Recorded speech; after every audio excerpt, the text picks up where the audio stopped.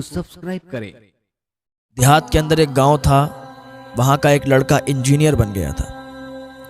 بہت زیادہ اس کے ماں باپ نے اسے پڑھایا، اچھی تربیت کی، انجینئر بن گیا۔ تو ایک دن اس کی ماں کہنے لگی، بیٹا اب تو تمہیں نوکری بھی لگ گئی ہے، اچھی پوسٹ مل گئی ہے، کیوں نہ ہم تمہاری شادی کروا دیں؟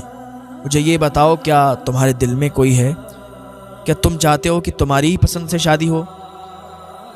اس کے باپ نے بھی پوچھا تو اس نے کہا، میری پسند تو کوئی نہیں ہے، میں نے تو ایسا کوئی کام کیا نہیں ہے، اور جس میں تم لوگ راضی ہو اس میں ہم بھی راضی ہیں، جو تمہاری پسند ہوگی وہی ہماری پسند ہوگی۔ ماں باپ سے کہنے لگا، آپ لوگ ہی رشتہ ڈھونڈ لو اور اچھی جگہ کروا دو، بس لڑکی بہتر ہو، نیک ہو، پرہیزگار ہو۔ ماں باپ نے رشتہ ڈھونڈا، شہر کی امیر خاندان کی لڑکی تھی، نیک تھی، پرہیزگار تھی، یہاں تک کہ اس کی شادی ہو گئی۔ شادی ہونے کے بعد اس کو کچھ زیادہ جب کام آنے لگا لڑکے کو، تو لڑکے نے ایک دن اپنی ماں سے کہا، ماں اب یہاں سے کام ہو نہیں پاتا ہے، آپ لوگ بتاؤ ہم کیا کریں؟ گاؤں سے اگر کام ہم کر رہے ہیں تو ہمارا وقت زیادہ جا رہا ہے، اگر آپ لوگ اجازت دیں تو ہم شہر میں رہ لیں جا کے، اور بیوی ہماری یہیں رہے گی گھر پہ ہی گاؤں میں۔ تو اس کے ماں باپ نے کہا، بیٹا تم شہر میں جاؤ، ایک گھر بنا لو اور بیوی کو بھی وہیں لے جاؤ، تم وہاں رہو گے، بیوی یہاں رہے گی تو کچھ بات نہیں بنتی، بیوی بھی تمہارے ساتھ رہے گی، لے جاؤ اس کو، اچھی ہے، نیک ہے، بس یہ خیال رکھنا۔ اس کی ماں نے جب اتنا کہا تو اس نے کہا، ٹھیک ہے ماں، ہم شہر میں جا کے گھر بنا لیتے ہیں، پھر اپنی بیوی کو بھی وہیں لے جاتے ہیں۔ وہ شہر چلا گیا، شہر میں جا کے اس نے ایک اچھا گھر بنایا، اور گھر بنانے کے بعد اپنی بیوی کو بھی وہیں رکھنے لگا۔ تو ماں ہوتی ہے نا، اس کو کتنا پیار ہوتا ہے اپنے بچوں سے۔ اس نے یہ سوچا تھا کہ یہ جب شہر جائے گا تو میری یاد تو اس کو رہے گی نا، ہماری یاد آئے گی، باپ کی بھی یاد آئے گی، ماں کی بھی یاد آئے گی، تو ملنے کے لیے جلدی آ جایا کرے گا۔ جب یہ شہر رہنے لگا، شہر جانے کے بعد ماں سے ملنے کا بہت کم ٹائم اس کو ملتا تھا، 1 مہینے کے بعد آتا تھا، 2 مہینے کے بعد آتا تھا، ایسے ہی یہ کام چلتا رہا، ایسے ہی آتا جاتا رہا، تو پوسٹ بڑھتی گئی اور اس کو وقت کم ملتا گیا، تو کبھی 4 مہینے کے بعد آنے لگا، پھر 8 مہینے کے بعد آتا۔ اس کے ماں اور باپ ادھر سسکیاں لیتے تھے، کاش میرا بیٹا جلدی آ جائے، کاش میرا بیٹا جلدی آ جائے، ہم سے ملاقات کرے۔ ہم اپنے بیٹے کو جب دیکھتے ہیں تو ہمیں سکون ملا کرتا ہے۔ ہر ماں کی یہی تمنا ہوتی ہے کہ جب اس کا بیٹا، جب اس کی اولاد ان کے سامنے آتی ہے تو انہیں سکون ملا کرتا ہے۔ اب اسے ٹائم نہیں ملتا، اب 1 سال کے بعد آتا تھا گھر پہ، تو کچھ رک جایا کرتا تھا گھر پہ۔ تو ایک دن اس کی بیوی بولی کہ آپ گھر پہ جاتے ہو، بالکل گھر پہ ہی ہو کے رہ جاتے ہو، ماں باپ سے ملنے جاتے ہو، بس تھوڑی دیر ملا کرو، واپس چلے جایا کرو، آپ تو وہیں جا کے بیٹھ جاتے ہو، 2-2 3-3 دن کے بعد آتے ہو، آپ کو تو ہماری کوئی فکر ہی نہیں ہے، ادھر ماں باپ سے ملتے ہو، ادھر ہم کو بھول جاتے ہو، کیا میں تمہارے لیے کچھ نہیں ہوں؟ ماں باپ ہی تمہارے لیے سب کچھ ہیں۔ اس نے کہا، بیوی ذرا صبر کرو، گھر پہ جاتا ہوں، ماں باپ سے ملاقات ہوتی ہے تو دل باغ باغ ہو جاتا ہے۔ بیوی بولی، ماں باپ سے ملتے ہو جا کے، ماں باپ سے دل باغ باغ ہوتا ہے۔ اس نے کہا، ایسی بات کر رہی ہو، وہ ہمارے ماں باپ ہیں، انہوں نے ہماری بچپن سے پرورش کی، اور دیکھو کتنے نیک ہیں، ہم تو یہاں اکیلے رہنے کے لیے آئے تھے، میرے ماں باپ نے کہا کہ اپنی بیوی کو بھی لے جاؤ، تبھی تمہیں ساتھ میں لائے۔ تو بیوی بولی، اچھا ٹھیک ہے، اپنے ماں باپ ہی کی پچھ بھرو گے، اپنے ماں باپ کی طرف سے ہی بولو گے، کوئی بات نہیں ہے، جاؤ خوب رہو جا کے ماں باپ کے گھر۔ بیوی ناراض ہو گئی، چلی گئی کمرے میں۔ وہ لڑکا گیا، اس کو منایا، کہا، کیا بات ہے، کیا چاہتی ہو؟ اس عورت نے کہا، تم اپنے گھر جلدی جلدی نہیں جاؤ گے بس تھوڑی دیر کے بعد واپس چلے آؤ گے، 1 گھنٹہ بیٹھو گے، واپس چلے آؤ گے۔ اس نے کہا، ٹھیک ہے، گھر پہ یہ بول دیں گے کہ ہمیں مصروفیت زیادہ ہے۔ اس کی ماں بھی ادھر تڑپتی تھی، اس کی ماں بھی ادھر سے سکتی تھی، اس کا باپ بھی تڑپتا تھا کہ میرا بیٹا پردیش اتنی دور رہتا ہے، کاش وہ جلدی جلدی آ جائے ملاقات کرنے کے لیے، لیکن بیٹے کو کوئی فکر نہیں تھی ماں باپ کی۔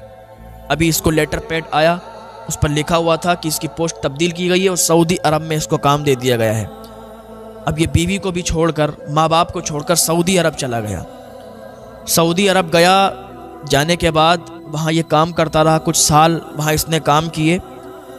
تو اس نے سوچا کہ یار اتنے مقدس جگہ آئے ہوئے ہیں تو چلو عمرہ کرنے کے لیے چلتے ہیں۔ عمرہ کرنے کے لیے گیا، واپس چلا آیا، کئی عمرے اس نے کر ڈالے، لیکن اسے خواب میں دکھائی دیتا تھا کہ تیرا عمرہ قبول نہیں ہوا۔ کافی عرصہ تک یہ سعودی میں رہا اور عمرے کرتے رہا، لیکن اسے خواب میں یہی دکھتا تھا کہ تیرا عمرہ قبول نہیں ہوا، تیرا عمرہ قبول نہیں ہوا۔ تو ایک دن یہ گیا مکہ، اور کعبہ شریف کے سامنے بیٹھ کے رونے لگا، گڑ گڑانے لگا، تیز بلند آواز میں دعا کرنے لگا، گڑ گڑا رہا تھا، رو رہا تھا۔ تو ایک اللہ کے ولی تھے، انہوں نے پوچھا اے انسان، اے شخص کیوں روتا ہے، کیوں تو رو رہا ہے، کیوں گڑ گڑا رہا ہے؟ اس نے کہا حضور میں کئی سالوں سے عمرہ کرنے کے لیے آ رہا ہوں لیکن میرا عمرہ قبول نہیں ہوتا، مجھے خواب میں ہی دکھتا ہے کہ تیرا عمرہ قبول نہیں ہوا۔ بزرگ نے کہا تیری ماں زندہ ہے؟ تو کہا ہاں میری ماں زندہ ہے۔ کہا تیرا باپ زندہ ہے؟ کہا ہاں زندہ ہے۔ کہا تو کب سے ملنے نہیں گیا؟ کہا حضور 14 سال ہو گئی ماں سے ملاقات نہیں ہوئی ہے، 14 سال ہو گئی ماں باپ سے ملا نہیں، 14 سال ہو گئی ماں باپ سے خیریت نہیں پوچھی، اس لیے کہ میری بیوی جو ہے نا اس کو برا لگتا ہے، اسی خاطر میں نے اپنے ماں باپ سے بات بھی نہیں کی۔ وہ بزرگ بولے قسم اس پاک پروردگار کی جس نے پوری کائنات پیدا فرمائی، سارا جہاں پیدا فرمایا، تیرے ماں باپ زندہ ہیں اور 14 سال سے تو اپنے ماں باپ سے ملا نہیں، تو نے اپنے ماں باپ کی خیریت نہیں پوچھی، اسی لیے تیرا عمرہ قبول نہیں ہوتا۔ اس لیے کوئی جب ماں باپ کا دل دکھاتا ہے نا اس کی کوئی بھی دعا قبول نہیں ہوتی۔ جو ماں باپ کا دل دکھاتا ہے نا اللہ اس سے ناراض ہوتا ہے۔ ماں باپ کو اگر راضی رکھو گے تو تمہاری دعائیں بھی قبول ہوں گی۔ پتہ چلا اگر ماں باپ راضی ہوں گے تو دعا قبول ہوگی، اور ماں باپ راضی نہیں ہوں گے تو دعائیں قبول نہیں ہوں گی۔ پھر چاہے تو تم کعبے کے سامنے دعا مانگو، چاہے تو گنبد خضرا کے سامنے دعا مانگو۔ اس بزرگ نے کہا چلا جا گھر اور ماں کے قدموں میں گر جانا، باپ کے قدموں میں گر جانا اور معافی طلب کر لینا۔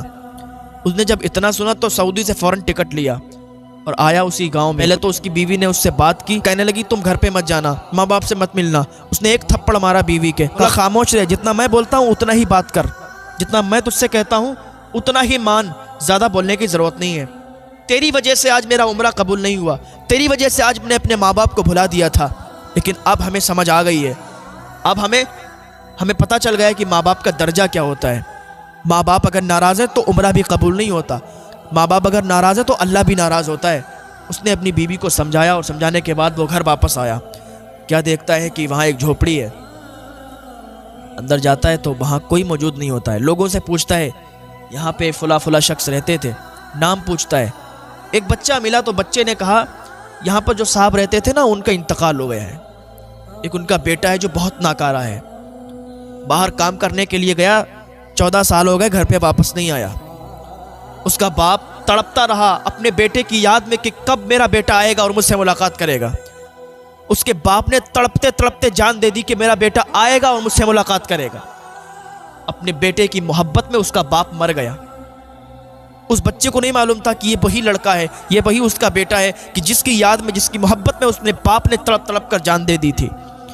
وہ لڑکا کہتا ہے ایک بوڑھی خاتون بھی ہے جو اب اندھی ہو چکی ہے، بہت ضعیف ہو چکی ہے، اور وہ اپنے بیٹے کو یاد کرتی ہے کہ میرا بیٹا آئے گا، میرا بیٹا ضرور آئے گا۔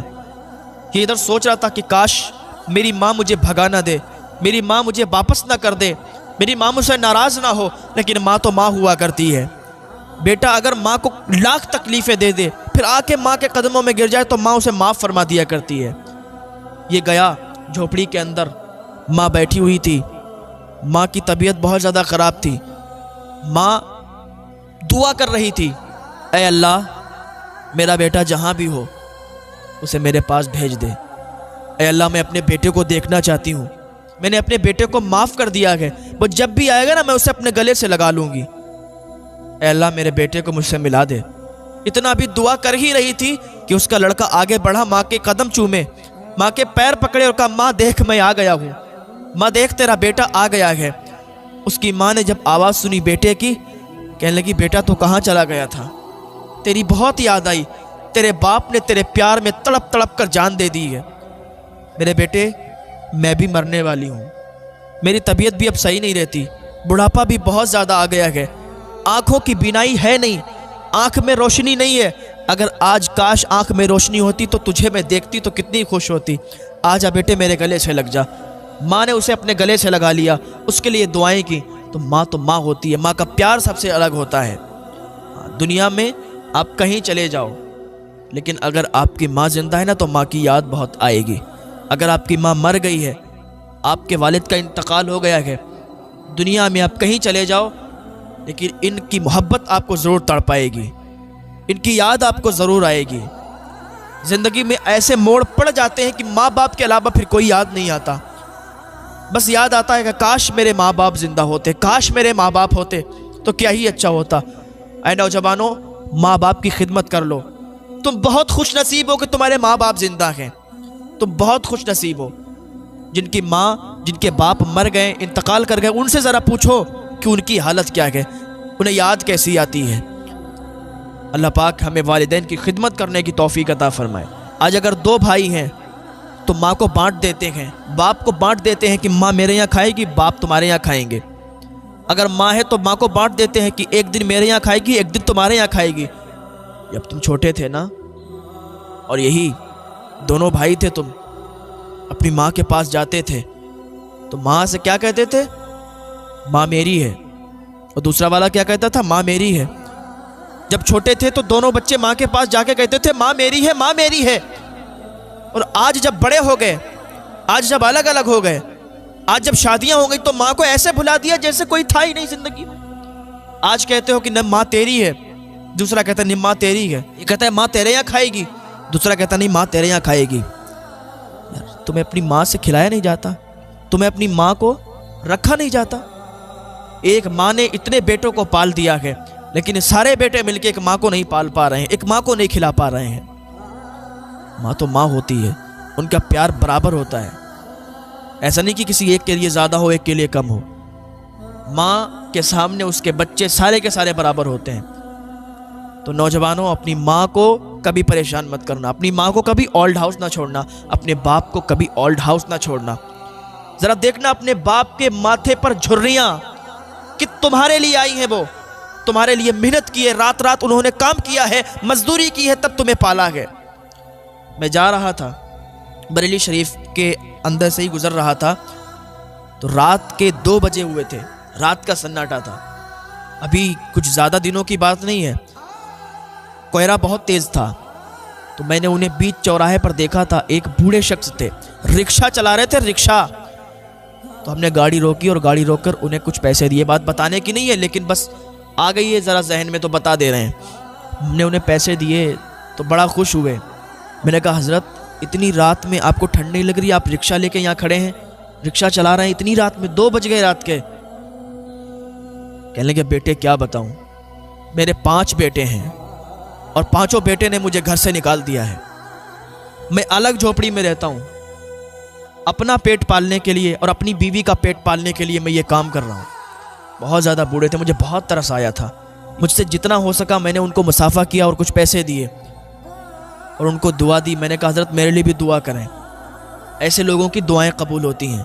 اگر آپ واقعی مدد کسی کی کرنا چاہتے ہیں نا، ہیلپ کرنا چاہتے ہیں تو رات کے سناٹے میں نکلا کریں۔